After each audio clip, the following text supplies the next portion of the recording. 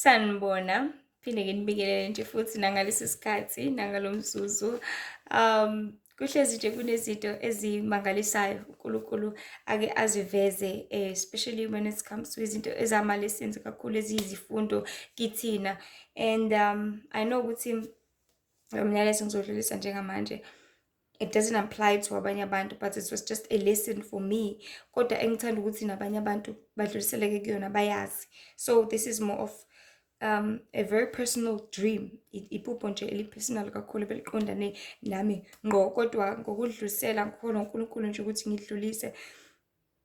I just hope ukuthi nabanye abantu bengakwazi ukulithola as usizo ukuze nabo bengenzi the same mistake nami engike ngayenza. So isihloko nje angasibhala umyalezo sithi zibiyele ngomkhuleko nangokulalela, zibiyele ngomkhuleko nangokulalela. So it's just gonna be a very short message nje. I'm just gonna be passing this word to anyone engaba usizo kuyena ngokukholwa uNkulunkulu, ebese uNkulunkulu abe nani anisize kakhulu. Ngomhla ka-4 May 2024 I had a dream. So isikhathi esiningi nje umoya kaNkulunkulu uhlezi uzofika ukukhalima, ukusiza nokuthi usidedise ezintweni eziningi.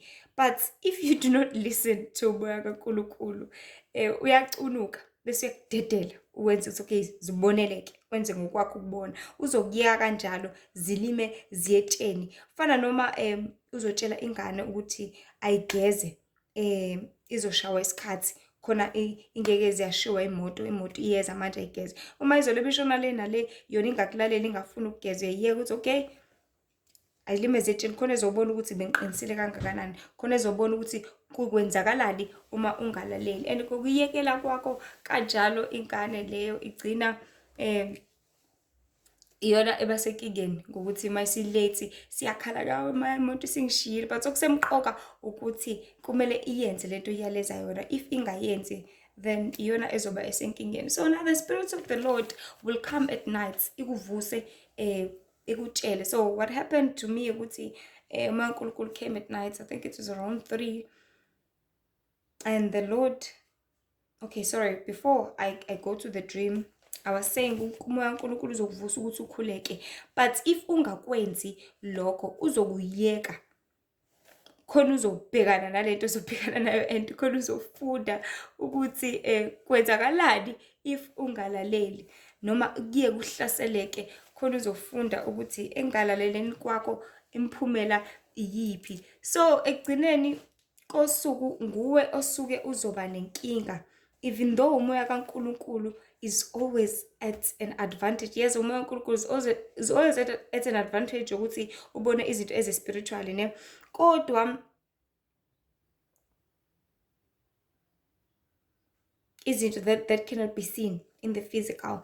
Kodwa awuve uhlakaniphile futhi at the end of the day at the same time, ngoba ukwazi ukufika ngomzuzu omuhle okuyiwona wona ozokusiza ukuxwayise ukukhalime ezintweni zonke, ngokuba sihlezi sisempini njalo lapha emhlabeni, impi futhi yakwamoya ekumele sihlezi silungile ukuthi silwe njalo.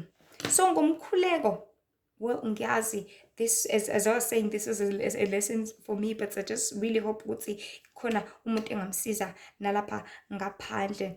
I woke up around 3 a.m. and the Lord told me to pray, and I took ngokuthi vele I'll be praying at 4, and let me just sleep a bit. And unfortunately I dozed off and overslept up until I found myself in a dream whereby bengiseklasini thizeni. It was full of students nje. Not 100% sure ukuthi bengenzani. Was I teaching lapha or was I cleaning? But bengiseklasini nje kugcwele nje abafundi behlele emadeskini nani. And abantu beyinakela iy'ndaba zabo, abanye bayixoxela, bazenzela whatever umuntu angakwenza ngesikhathi sakhe. Nokuthi kwenzakalani komunye abahlangene. So they came this very old and black guy wangena nje la eklasini. Mengena avele abuke mina, and his eyes went to me exactly, and immediately ngokwesaba was shivering ukuthi why is this guy looking at me like this? Why lo guy enza kanjena? Kwenzakalani kaphela lapha emhlabeni? and efuna ukungibamba in this dream, and I cried for my life. Ngabaleka ngathi ngithi ngiyabaleka, wathi ngizokuthola weba, and the guy was so dark, ubuso bakhe bubukhulu njena. It was like mawubheka it's ngathi umuntu but kuyisilwane thizeni, and methi uzongithola, and ngavele ngathi ngigibela phezu kwamadesk, wavele wangena ngaphansi. Mengena ngaphansi, indlela ahamba ngayo ngathi nje uhamba uyashibulika, uyashelela and uyashesha, and I'm busy crying for my life. Ngithi guysini, cela ningisize, ngiyasaba, ngibhizi ngiyasho, ngimemeza kubantu, sengiphezu kwedesk and abantu abanendaba abayingeni. And up until I figure out ukuthi okay, labantu ngeke baze bangisize ngalutho. The only thing engayenza njengamanje ukuthi let me just bounce, angibaleke. Ngabaleka nangampela, ngaphuma eklasini, and I ran for my life. I screamed, ngahayza, and I jumped, ngajumpa ngisho itebhisi kanzima up until I woke up. And when I was busy screaming, ngikhala in the dream, and uNkulunkulu wangizwa, ngavuka, and mangivuka it was 5:14 isikhathi. Remember ngivuke ngo-3 and I was supposed to pray, but bese ku5:15. And I was late even for the 4 a.m. prayer. So that is when I regretted not to pray when I was advised to pray. So kubalulekile ukuthi ngaso sonke isikhathi when it's time for you to pray, even when it's earlier or it's late, you need to wake up and pray. Even when kumzuzu iwona noma kusiwona, you need to wake up and pray. Do not do like I did, go careless, bongezwa bongalali, because I was being woke up ukuthi ngikhuleka, but I didn't do so ngokuthatha ngokuthi vele sesoshaya isikhathi sokukhuleka nanani, but bengamele kwenzeke njalo. So for any person, anyone else ongabhekana nale nkinga, if you are being told to wake up and pray, just do so. Otherwise, you're gonna be in trouble like I was in trouble. But thanks to the Lord, uNkulunkulu helped me kule experience, and I woke up and I prayed ngaleso sikhathi sengilate sengixolisa nani. But so I hope by this experience it can be a lesson to someone else lapha ngaphandle ukuthi ulalele mawutshela ukuthi ukhuleke, cause usuke kuzosiza wena at the end of the day. Because if you are ordered to do something wangayenza, number one, you will lose protection, because you will lose the protection of izingelosi, because akekho umuntu othanda ukuthi elule ekhuluma nawe wena ungezwa ebese uqhubeka ekhuluma nawe, uzokwenza njani, uzokushiya kanjalo ukuthi okay ngoba uzwakhe, ebese noma yini iyenzeka. So people, let us listen when we are ordered to do something, because kuzosiza thina kusigcine sivikelekile, sisizakele ekugcineni, futhi singazisoli kusasa sesisekingeni. So as I was saying, the topic says zibiyele ngomkhuleko nangokulalela. So what you need to do ngaso sonke isikhathi, in each and everything, whether it's at night, kusemini, noma kwenzakalani, if you are ordered to pray, do it immediately. If you are ordered to do something, yenze. So uzibiyela ngani? Ngokuthi ulalele, ngokuthi utshelwa kona ukwenze same time, bese ukwenza kanjani? Ngokukhuleka, because only by the prayer, that is when you are protected from anything that is happening in the realm of the spirits. That is when you are protected by anything eyenzeka kwezikamoya. Ngokwenza njani? Ngokukhuleka, because you cannot see it when with your naked eye. You cannot awukwazi ukwenza lutho ngayo, but the only way ongakwazi ukuzivikela uzibiyele ngayo, it is by what?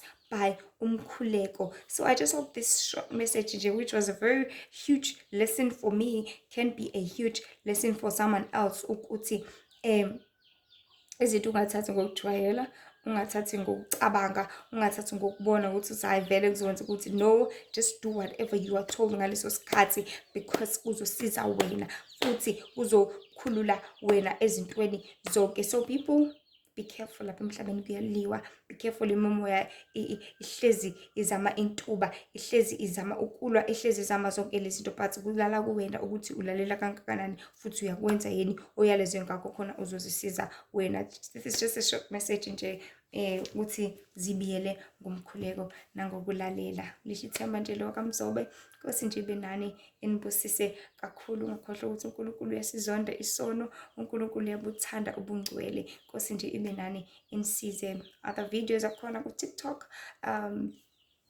Facebook, and also on Instagram.